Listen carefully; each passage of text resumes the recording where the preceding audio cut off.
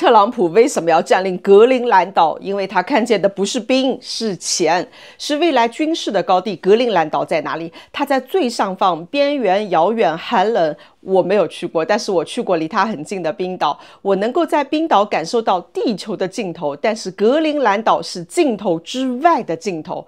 好，那麼這個苦寒之地為什麼這麼吸引人了呢？問一個問題：假設你現在是一家富貴麵包機集團的董事長，你在中國和美國都是有麵包機工廠的。現在德國客戶要向你採購一批面包機了，請問你的貨是怎麼走的？如果從中國工廠發貨，從上海港出發，南下擠進繁忙的馬六甲海峽，然後是橫跨印度洋進入蘇伊士運河，你得祈禱沒有一艘像那個長賜號橫在河道裡，否則你的德國客戶就要氣炸了。然後接着要穿過地中海，繞過直布羅陀海峽，最後抵達漢堡港。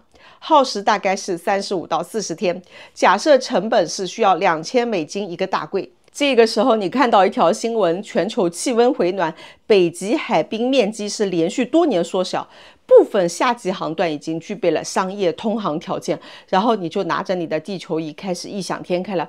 如果北極的冰要化了，那麼從上海到德國根本是不需要往南繞的，從上海港出發，穿過白令海峽，沿着俄羅斯北岸的北極航道一路向西，然後就進入了北冰洋，再從格陵蘭島附近的海域切回到大西洋，最後就直達德國漢堡港。由於地球球體的頂部是距離最短的，你估算了一下，它比老路是短了整整4000多海里啊！這條路叫做北極航道。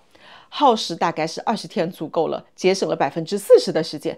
那將節省多少錢呢？如果原來一個大櫃的綜合成本是$2000，那麼少跑4000海里，少燒的油，少付的船期，少占用的資金，至少能夠砍掉$700到$800。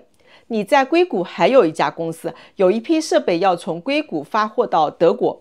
原本的路線是這樣的：美國西海岸洛杉磯港口出發，貨輪駛入了太平洋，穿過巴拿馬運河，進入到大西洋，然後通過北海到達德國漢堡港。你突然腦洞大開，既然俄羅斯北面可以走，那麼加拿大北面呢？如果從北美西岸出發，穿過白令海峽之後，不再貼着俄羅斯走，而是沿着加拿大北極群島一路東行，通過西北航道，最終在格陵蘭島與加拿大之間的海峽再切回到大西洋，再進入歐洲。這條路線同樣是繞開了巴拿馬運河，同樣是縮短了航程，同樣是減少了時間和資本的占用。而當你把中國的路線、美國的路線同時放在地球儀上時，你突然就意識到一個冷靜卻殘酷的現實：不管貨物從上海出發還是從洛杉磯出發，只要你選擇走北極，最終進入歐洲的時候，都繞不開格陵蘭島。那如果在格陵蘭島設一個關卡，收過路費會怎麼樣呢？反正其他國家收過路費都是在躺賺的嘛。馬六甲海峽讓新加坡從一個彈丸之地變成了全球航運與金融中心。蘇伊士運河讓埃及在債務深重的時候，依然是握着世界不敢忽視的籌碼。巴拿馬運河幾乎是養活了整個巴拿馬國家的財政。而格陵蘭島真正吸引人的地方是在於，它不是一條人工運河，不用花幾十年去挖的，更加不需要去維護閘門，你只需要站在那兒收錢。一旦北極航道常態化，對單艘船來說幾乎是可以忽略不計的，但是放到全球貿易的尺度上來說，那就是一台可以持續幾十年、100年的自動運轉的印鈔機啦。這正是特朗普真正看得見的東西。地球不是一張紙，而是一個球。在球面上，從上海到德國最短的路線，並不是向南繞一圈，而是順着地球的弧度往北貼着走。但是其實，如果只是從航運和貿易的角度去理解格陵蘭島，還是低估了它。從華盛頓的視角來看，格陵蘭島首先不是一塊經濟資產，而是一項軍事資產。俄羅斯一直是把北極航道看作是自己家的私家路，如果美國拿下格陵蘭島，就相當於在俄羅斯的私家路出口處就建一個美軍武裝監控的加油站了，俄羅斯肯定是不舒服的。包括我們也是在積極參與北極的基建嘛，你品你細品。在軍事地圖上有一個反覆出現的關鍵詞，叫做 GIUK 缺口。GIUK 是3個地名的縮寫：格陵蘭、冰島和英國。這是俄羅斯北方艦隊戰略核潛艇從北冰洋進入大西洋的唯一大門。冷戰時期如此，今天依然如此。只要是潛艇想要威脅美國本土、威脅北約海上的交通線，就必須要穿過這條水下走廊。而格陵蘭島正好是站在這條走廊的最北端、最高點。這就意味着什麼呢？意味着你在這裡部署的不是一座基地，而是整個北大西洋的監聽室了。2025年暑假，我在冰島旅遊的時候，還去了一座私人的小樓，就是雷克雅維克的霍夫迪樓。它就是在海邊的，房子是很小的。里根和戈爾巴喬夫在那個狹小的空間裡，第一次是觸碰到了全面銷毀核武器的可能性。雖然他們在那棟小樓裡最後是談崩了，但是它被公認為是冷戰終結的開端。我當時還不太理解，為什麼這麼重要的會議會跑到冰島來開，而且又是在這個小房子裡呢？後來就查了資料才知道為什麼。要不是我去冰島旅遊，也寫不出這幢小樓，更加不會知道 GIUK 缺口。果然是需要行萬里路啊！所以現在的特朗普，我是不是可以懷疑他想在隔壁的格陵蘭島開啟一場新冷戰的圈地運動呢？其實美國早在格陵蘭島部署了軍事基地，叫做圖勒空軍基地。現在它已經更名為皮圖菲克太空基地。誒，你發現沒有？它叫太空基地，一個名字的改變，往往是意味着這項資產的核心業務發生了轉型。我不是軍事頻道，以下信息是通過 AR 協助查詢所得，請要仔細鑑別。AR 說，在冷戰期間，這個基地的主要任務是防範蘇聯的遠程轟炸機，在那個時候，它是空軍的延伸。但是現在，格陵蘭島的核心資產是那幾口巨大的雷達鍋，因為這裡部署了全球最先進的固態相控陣雷達。它的任務不是盯着天上的飛機，而是盯着極地軌道上的衛星和從北極點飛過來的彈道導彈。2023年正式更名的，實際上是配合美國太空軍的成立啊！什麼太空軍？這是一個很新的詞吧？最近我正在研究一些商業航天的內容，剛好是可以解釋一下了。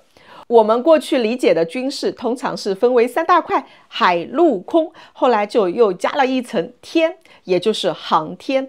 但是很多人忽略了一件事情，航空和航天其實並不是一回事情，它們之間是有一條非常明確的分界線的。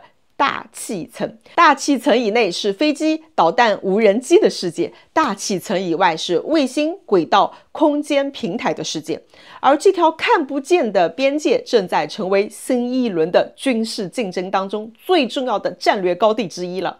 而格陵蘭島已經變成了美國太空防禦系統的一塊重要硬件，它的產品線已經是全面升級到了外太空。好，那麼問題來了，為什麼要在格陵蘭看太空呢？以下也是 AR 的輔助下查詢所得的。這就涉及到極地軌道的物理特性了。絕大多數間諜衛星和氣象衛星都是會經過南北極上空的。如果你在赤道附近，你可能要等很久才能夠看到它。但是如果你站在格陵蘭島這個地球的頭頂，你就像是站在了轉盤的圓心，幾乎所有過往的衛星都是逃不過你的眼睛的。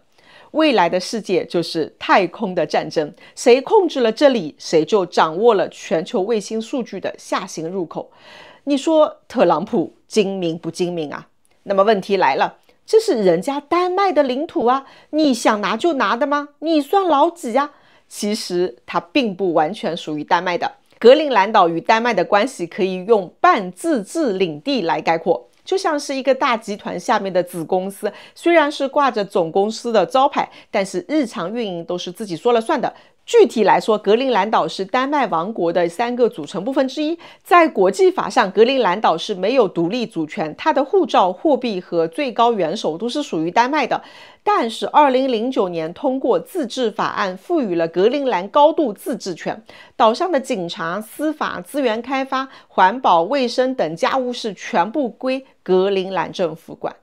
丹麥只是保留了國防和外交這2項對外的事情。更關鍵的是，格陵蘭有權隨時通過全民公投宣布獨立的，丹麥在法律上是不能阻攔的。那麼格陵蘭島有多少人口呢？5.6萬人口，就像是子公司，他們是隨時可以分家单幹的。但是如果真的走國際法這條路，過程是很漫長的，不知道何年馬月才可以把格陵蘭島拿到手啊。所以特朗普這2天不是說了嗎？我不需要國際法。好了，這個世界就是這麼野蠻。好了，那麼現在我們來做一個小結。商業上，格陵蘭島是未來北極航道的收費站。一旦北極冰層融化到可以通航的程度，那麼這裡將成為全球貿易的新樞紐，躺着就可以收過路費了。軍事上，它是北大西洋的防盜門，卡住俄羅斯核潛艇進入大西洋的唯一通道了。它更是太空時代的制高點。這2重價值的疊加，讓格陵蘭島從一個冰封的荒地變成了21世紀最值錢的地產了。特朗普是地產商人起家的，他看到的可不是一塊冰地，而是一個可以同時印鈔票當堡壘、看太空的3合1資產。但是這場搶買最終可能演變成什麼呢？丹麥會同意嗎？丹麥是已經放話了，你這個是在挑釁北約啊。好了，美國現在一邊是跟拉丁美洲搞事情，一邊是又要跟北約搞事情了嗎？這個世界複雜多變，我不知道明天還會發生什麼，但是特朗普讓我們財經創作者已經是很忙碌了。好了，我說完了，再見。